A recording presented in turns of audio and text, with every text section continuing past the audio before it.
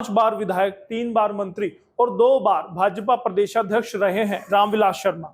रामविलास शर्मा के प्रदेश अध्यक्ष काल में भाजपा ने पहली बार हरियाणा में 2014 में पूर्ण बहुमत से सत्ता हासिल की थी, यानी कि सरकार बनाई थी, जो आज तक जारी है। रामविलास शर्मा ने राष्ट्रीय स्वयंसेवक संघ यानी कि आरएसएस से जुड़ राजनीति की शुरुआत की थी। उसके बाद इमरजेंसी में आपातकाल में वो जेल में भी रहे। उसके बाद उस वक्त उन्होंने भाजपा का झंडा बुलंद किया जब हरियाणा में कोई भी इस पार्टी का नाम लेवा नहीं था। उसके बाद मंत्री बने, अध्यक्ष बने, फिर बाद में कैसे वह राजनीति में हाशिए पर चले गए वह भी आपको बताएंगे। बस बने रहिएगा एसएनए के साथ। नमस्कार, स्वागत है आपका एसएनए में। भारत आज का वो शो जो खबरों का विश्लेषण करता है। खबरें वो होती हैं जिन्हें आप जानना चाहते हैं, वो व्यक्ति विशेष की बातें होती हैं जिन्हें आप गहराई से समझना चाहते हैं। इसी को आप कहते हैं special news analyse.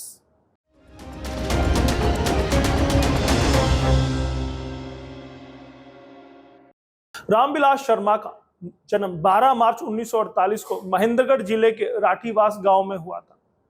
Jairam Sharma के परिवार में पैदा होने वाले रामविलास 8 भाई बहनों के भरे पूरे किसान परिवार के बेटे हैं।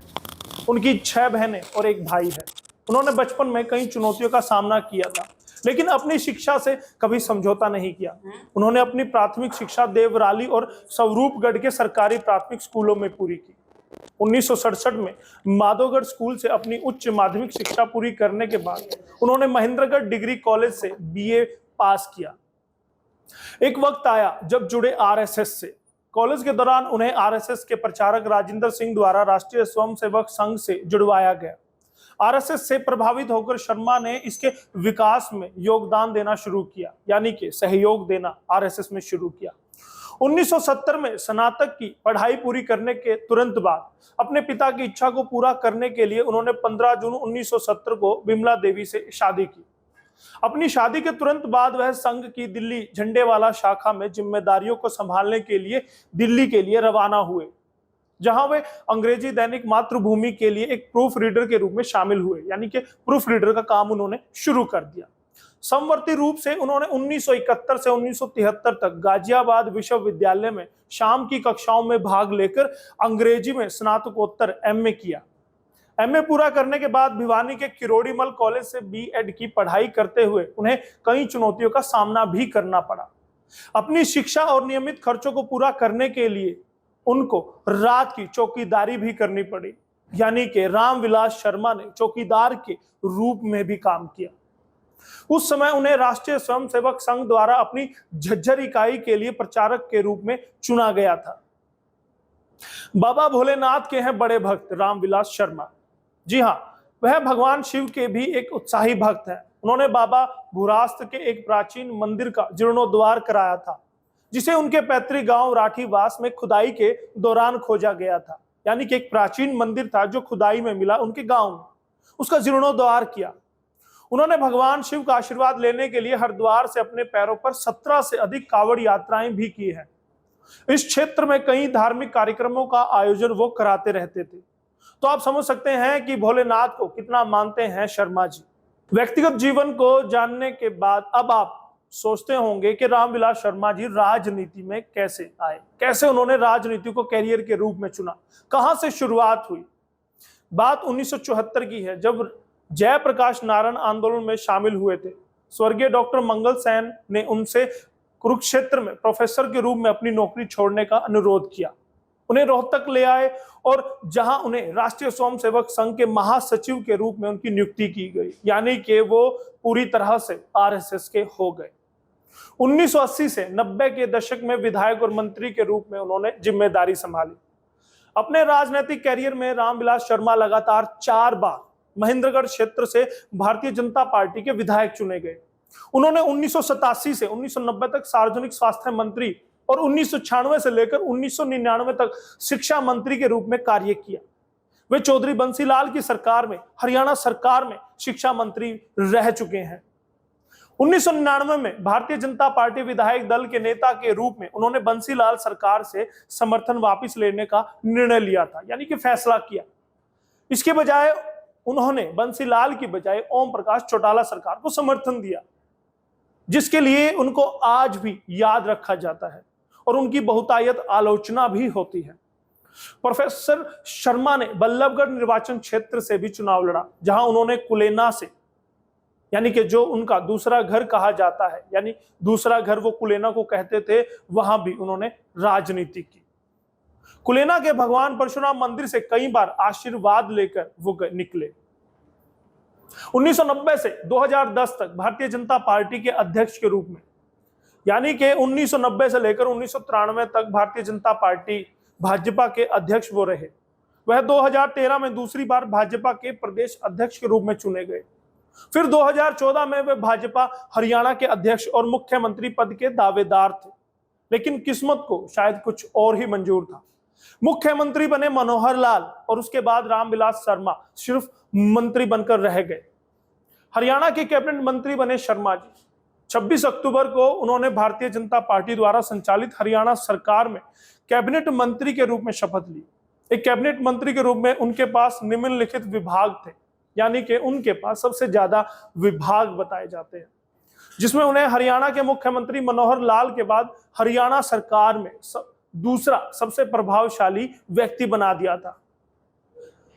मुख्यमंत्री मनोहर लाल के पास 18 विभाग थे और रामविलास शर्मा के पास उस वक्त 13 विभाग थे। तो आप समझ सकते हैं कि वो कितने पावरफुल रहे होंगे उस सरकार में। जब शुरू हुआ बुरा दौर, जी हां, भाजपा सरकार के पहले कार्यकाल में भले ही रामविलास शर्मा कितने सशक्त और मजबूत मंत्री रहे हों, लेकिन जैसे ही 2019 के चुनाव में उनकी तरह हार ने अपना रुख किया, उसके बाद लगातार पार्टी में वो हाशिए पर चल रहे हैं। लगातार वे किनार से दिखाई देते हैं। विदित रहे कि महेंद्रगढ़ निर्वाचन क्षेत्र से राव दान सिंह से 2019 का आम चुनाव हार गए थे रामविलास शर्मा। वर्तमान में वह क्षेत्र में सिर्फ समाज सेवा में ही सक्रिय दिखाई देते हैं। 2019 विधानसभा चुनाव से पहले दिखाई दिए थे अति उत्साहित। जी हां, हरियाणा विधानसभा चुनाव 2019 की एक जनसभा में भिवानी जिले में शिक्षा मंत्री रामविलास शर्मा ने कहा था कि बीजेपी चुनाव की दृष्टि से सबसे आगे चल रही है। हमारे सामने नकारे हुए लोग हैं, हम दोबारा मजबूत सरकार बनाएंगे। दरअसल सीएम मनोहर लाल के नामांकन में जाते समय भिवानी में शिक्षा मंत्री रामविलास शर्मा ने ये बातें कही थी। उन्होंने कांग्रेस को नीति विहीन पार्टी करार दिया। वही उन्होंने टिकट नहीं मिलने वाले नाराज नेताओं को जल्द मना लेने की बात कही थी, लेकिन जब नतीजे आए उनकी बात पर मोहर लगी। हरियाणा में भाजपा की सरकार तो बनी, मुख्यमंत्री मनोहर लाल तो बने, लेकिन सभी बड़े मंत्री, सभी बड़े नेता समेत रामविलास शर्मा अपना चुनाव हार चुके थे। वह सरकार से बाहर हो गए। तब सोशल मीडिया पर रामविलास शर्मा की खूब टांग खिंचाई हुई थी। चुनाव हारे पर नहीं घटी फैन फॉलोइंग। बेशक हरियाणा भाजपा के कद्दावर नेता प्रोफेसर रामविलास शर्मा चुनाव हार गए हों, लेकिन देश व प्रदेश में उनके प्रशंसकों की कमी नहीं रही।